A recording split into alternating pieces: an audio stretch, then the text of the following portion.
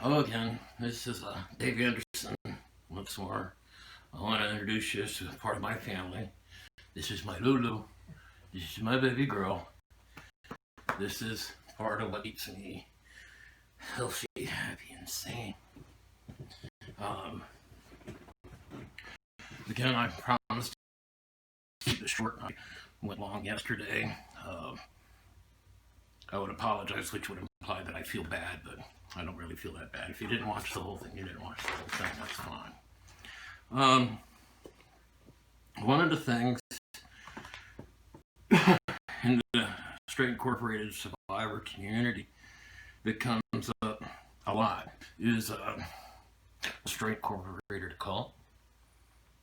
I mean, does it really line up to Jim Jones? Does it line up to the guy in Japan with the subway? Is it a Heaven's Gate kind of a situation? I think here we're talking extremes. That's a very, very far into the spectrum. Many other arguments can be made that today's religious organizations are cultic in nature. But I never professed to be a professional. I never professed to have full knowledge, working understanding of how all this works. But like the guy says on television, I have a friend. And I took this off of a friend, her webpage. She doesn't know it yet, and she doesn't know that we're friends, but we have friends that are mutual. And I snagged this off of her site, and I hope I don't butcher your name too bad, Dr. Janja Bleach. I snagged this off of your site. I saw you snagged it away from Robert Jay Lifton. So it's fitting, I'm only trying to share the good word here. And that's one thing that I would also like to start doing is put together a must-read list. If nothing else, a must-watch list. Going at this alone is treacherous, man. It's very difficult. It's very confusing. It's very burdensome. Without a clear understanding, nightmarish. Absolutely nightmarish. So, any literature that you can find from Robert Lifton, read it.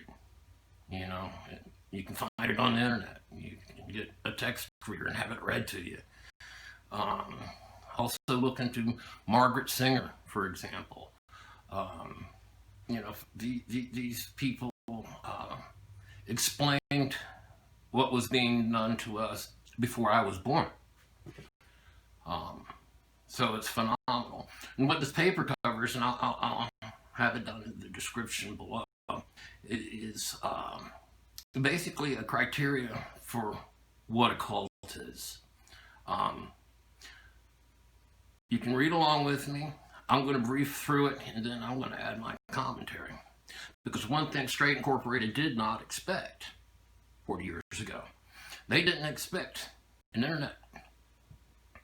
They didn't expect me, then at 14, 15 years old, they didn't expect me to grow into a full-grown man. I was supposed to live past 23 years old.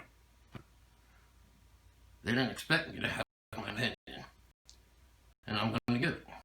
And it's just an opinion. I'm not stating any facts, but I do encourage you to consider your own opinions and to look at them. As he breaks down this criteria for being what a cultic is, the first thing he mentions is discussing what he calls MILIEU control.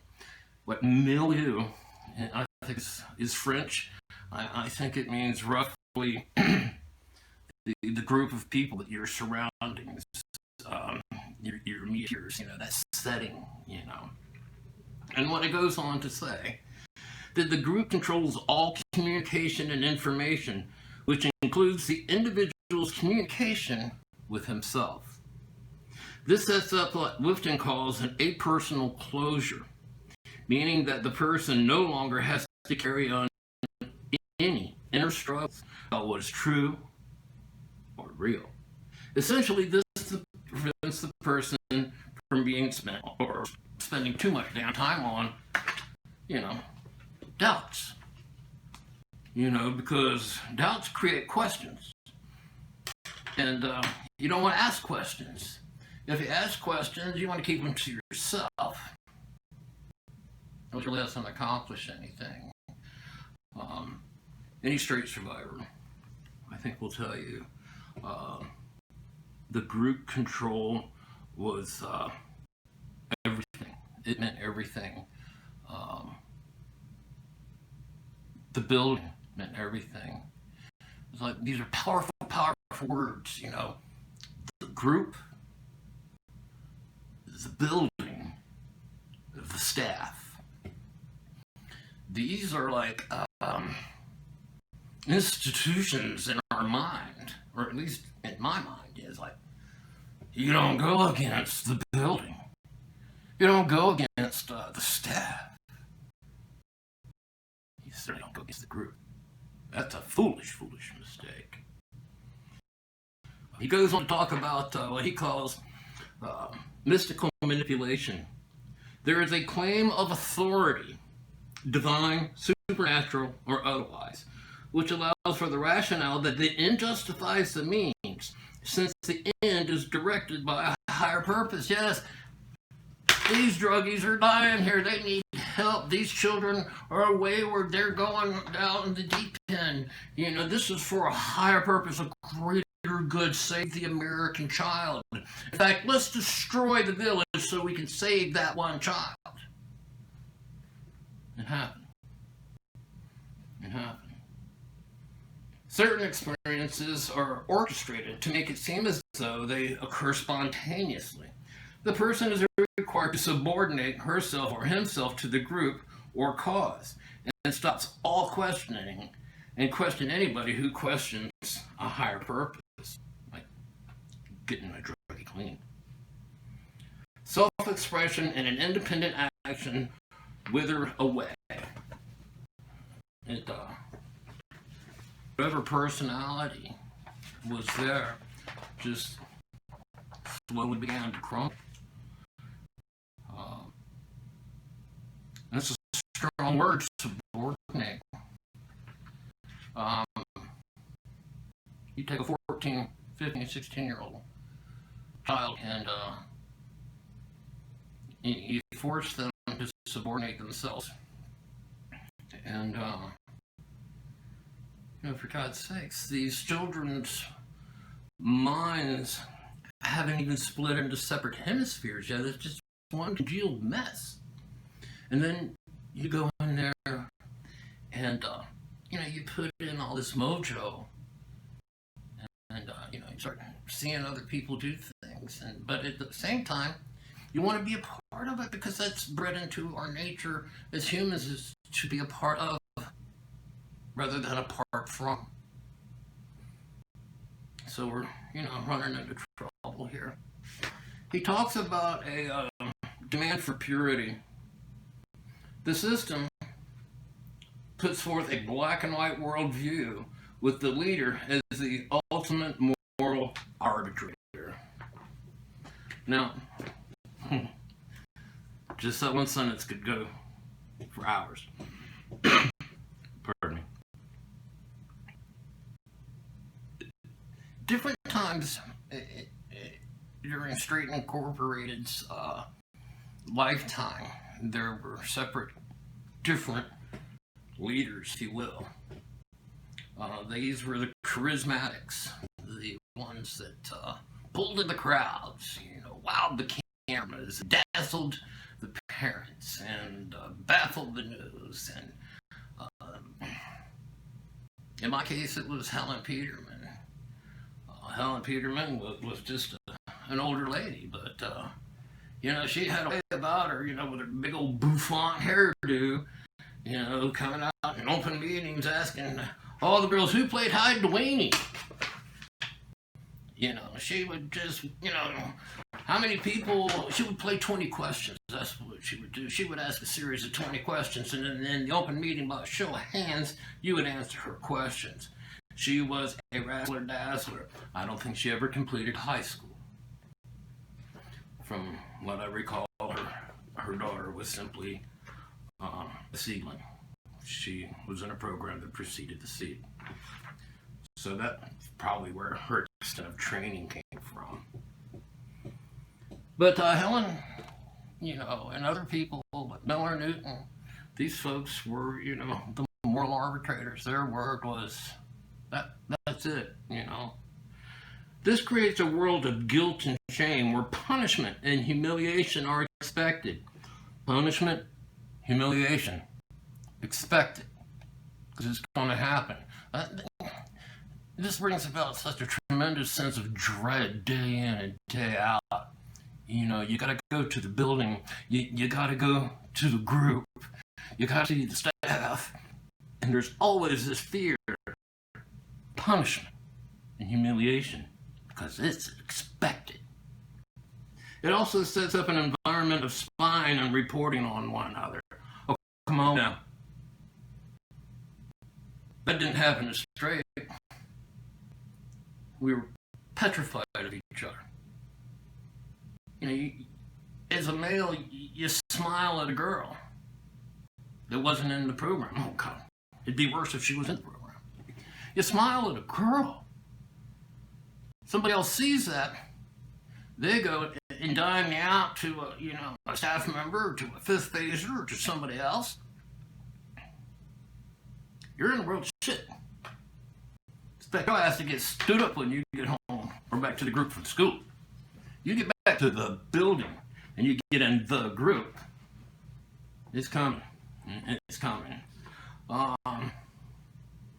Let's see. Through submission to the powerful lever of guilt, the individual loses his or her personal sense of morality. I was 14, like I said, and I don't mean to keep grinding that into the ground, but it's the only story I got.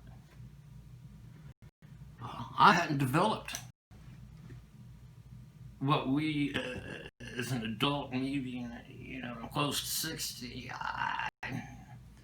a 14-year-old doesn't have a sense of morality that I have today. Doesn't know, really, right from wrong in that sense. I didn't know just how twisted some shit is. I still was going under this naive delusion that an adult is going to do the right thing. The problem was, at the time I was there was about 350 kids. And Helen Peterman was probably the only adult there. Maybe Jim, I can't remember his name. He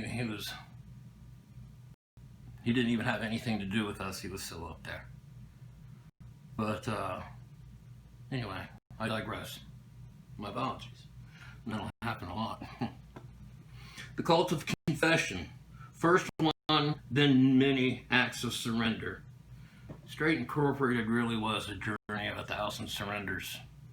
For me, it was a journey of total exposure are necessary. The individual is now owned by the group.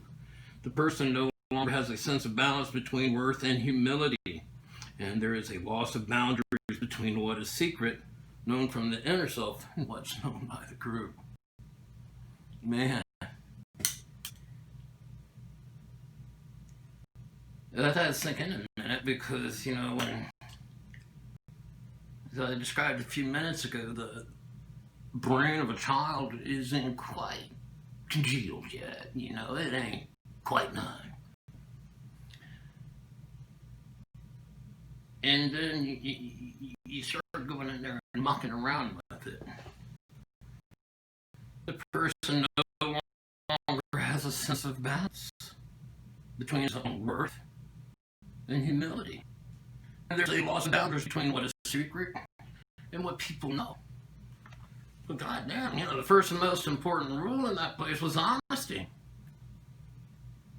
But if you remember a couple of videos back, to be honest, I had to lie. So you can see more and more how, this is real mucked up between the years.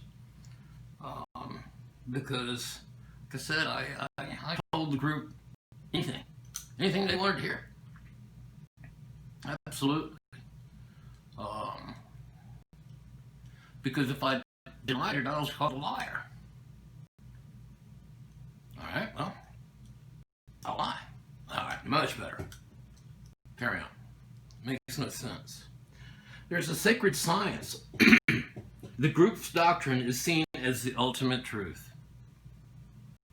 Underneath the charismatic leader, we had what they called the 7 steps.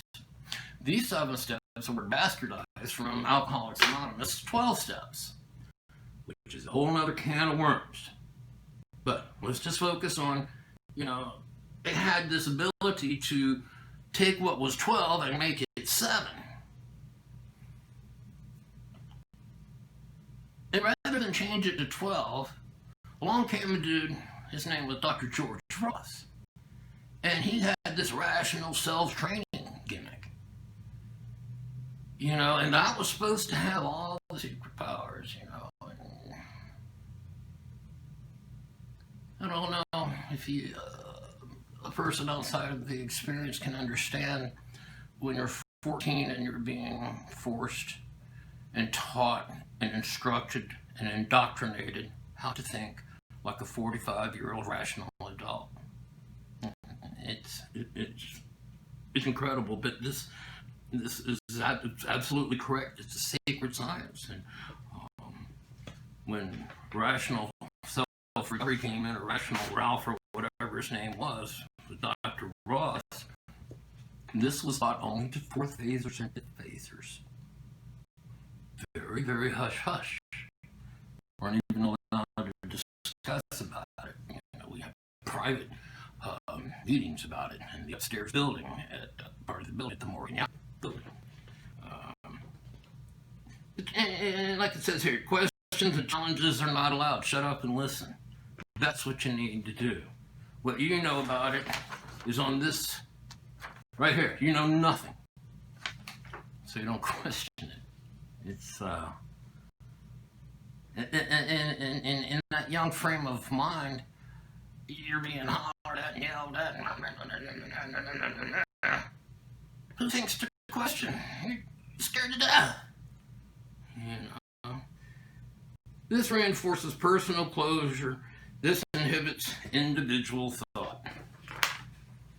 Again, that individual thought, that critical thinking, this is not good in a cult environment. Not good. You can't have it.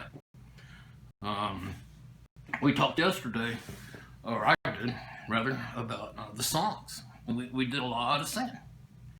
And especially after the raps, the groups, the indoctrination, which 2.5 hours, something like that. And we would sing. We sang these stupid songs. Any straight survivor can tell you, they're stupid fucking songs. But at any rate, that was just to keep us constantly in a state of mush, like it talks about here. There's no room for individual thought. There's no time to develop critical thinking. It's just constant absorbing what was being hurled at us.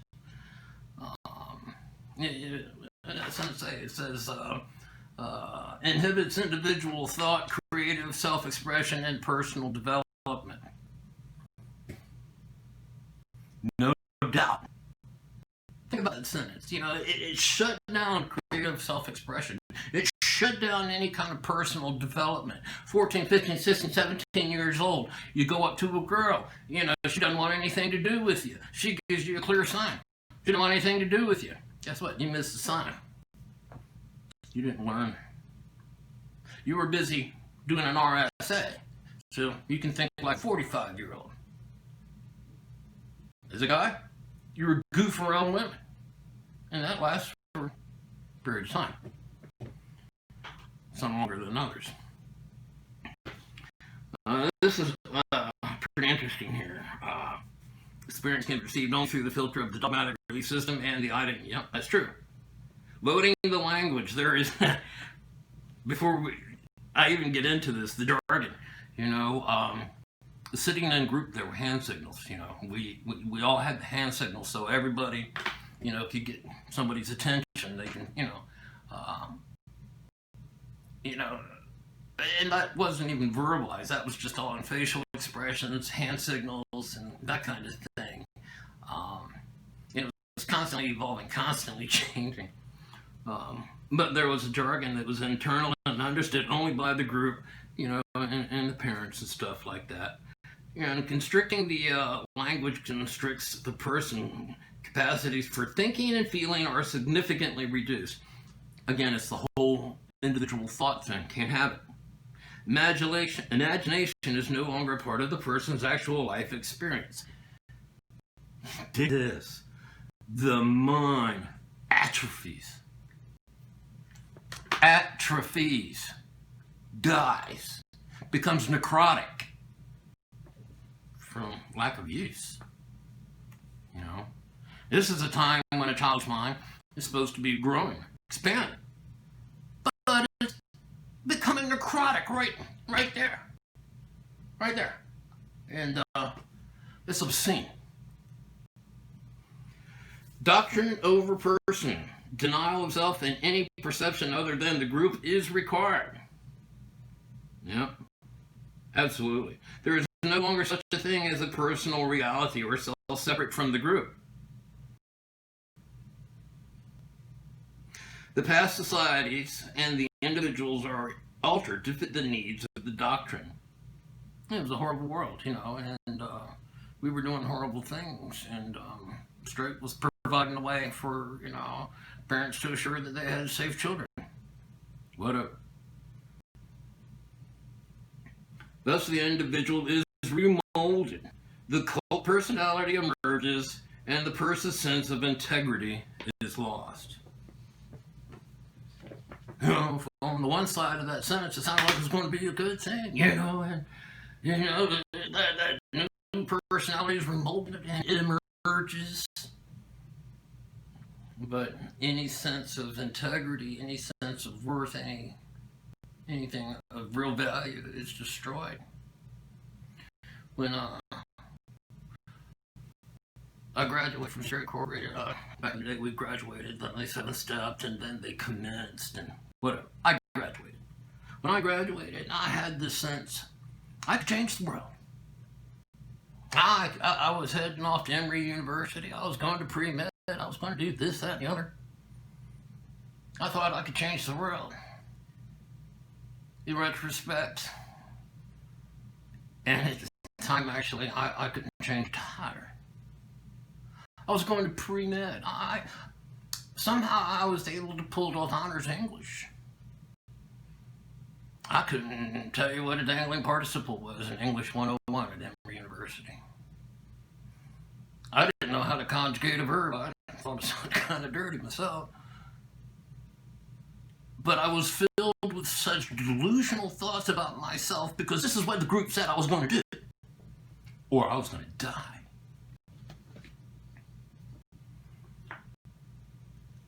I didn't last long at Emory, and I did not succeed at med school. This dispensing of existence just seems a little grim. The group is the ultimate arbitrator, and all non-believers are considered evil or non-people. We didn't use the word evil right out, straight out. We didn't use the word non-people, but they were others. When we had our open meetings, that an open meeting is when on a Friday and a Monday night, all the kids would gather, all the parents would gather, and be one big open meeting. But there was always a goon squad patrolling in the parking lot. And the reason I know that is sooner or later you get to be a part of the goon squad too. And you're waiting for anybody driving through. Why? Because They may steal somebody. They may take somebody. And it happened. And nobody was to be trusted. You know, I know a story of a girl that was in Sarasota, and she went to the emergency room, and she, you know, told her story there. Went back, couldn't find out the ER doctor was a parent of somebody in the strait. That parent, who was a doctor, told staff that girl went through hell. You know, can't trust nobody. They got to be in the circle. You know, you got the circle here, and you got those over here. Got to be in the circle. If non-people could not be recruited, they could be punished, even killed. We didn't go that far. Not that I'm aware of. Didn't happen in my existence. But that first open meeting, my brother Alan, he, older than I am, he was certainly an adult at the time. I'm 20, 21, something like that. And the staff had this procedure, and I forget what it's called, forgive me, but they had to sit down and interview and see if he was worthy or if he was okay to talk to me, you know, for the little time that I would be talking to anybody. And he went through the process, and he was denied access to me. And unfortunately, that set off a distance between my brother and I that have continues to this day, unfortunately. I love my brother. I know my brother loves me. There's no heat at all, just distance. And part of the main wedge, if you will, came from them saying, no, he can't talk to you. I talk about my family here a little bit. I was still on first phase, and this was in the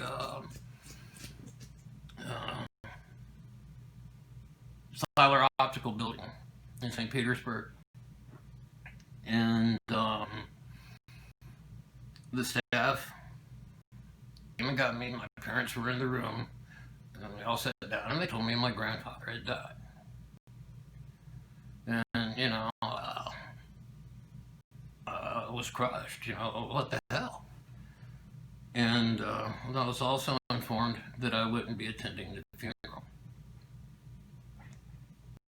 Why couldn't I go to the funeral?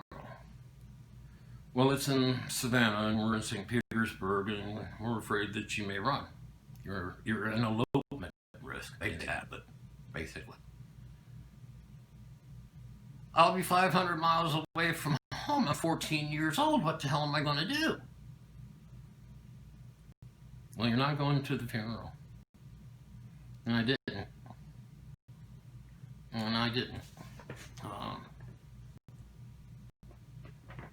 Going back to this, it says this creates an us versus them mentality and breeds fear in the individuals who see that it's one's own life depends on a willingness to obey. Here is found the merger of the individual with the belief. You know, the druggie, the doper, becomes the straightling. This is profound paperwork and a profound set of criteria and a very, very strong argument towards the favor that, yeah, absolutely, Straight Incorporated was a cult. You know, you would think that most cult people will want to get away from there. That's true. As children, we wanted to get the fuck out of there. But it wasn't a cult of us. You know, for us it was more of the Lord of the Flies. The cult was really for the adult world. Money. Control of that child. Tell your friends at the golf club.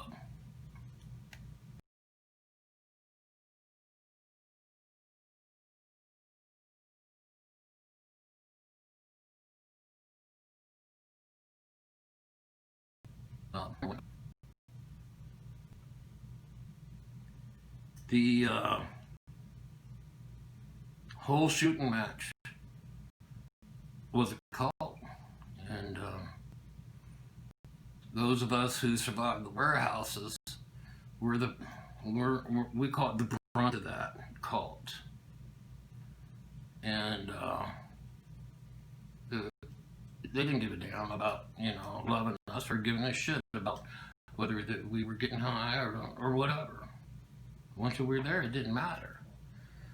We were straightlings, and it would be treated as such.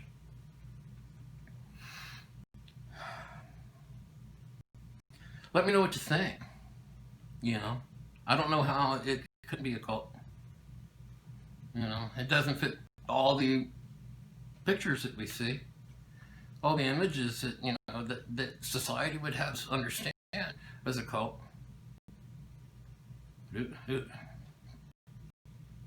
Now, this paperwork here, it was a fucking cult, and they knew it before the cult started. Which means, again, they weren't experimenting. They knew what they were doing. They knew the results. They knew what would happen. They played it like a fiddle. Now we just got to tell the story, because that fiddle's still being played. I talked with a friend of mine today. When she went into straight, when I went into straight, I was sitting on front row, first seat. This woman was still in diapers at the time. And when I first thought about it, it struck me. God almighty, I'm getting old. I'm just getting old. It's more than that now. Because I'd say within the past week, I just met somebody that while my friend and I were joking about her being in diapers, this child was sitting in a group warehouse. And this was like less than 8-10 years ago. It's happening. It's happening now. It's not just a saying, it's not just a thought. It is happening right now. Tell the story. Appreciate your help.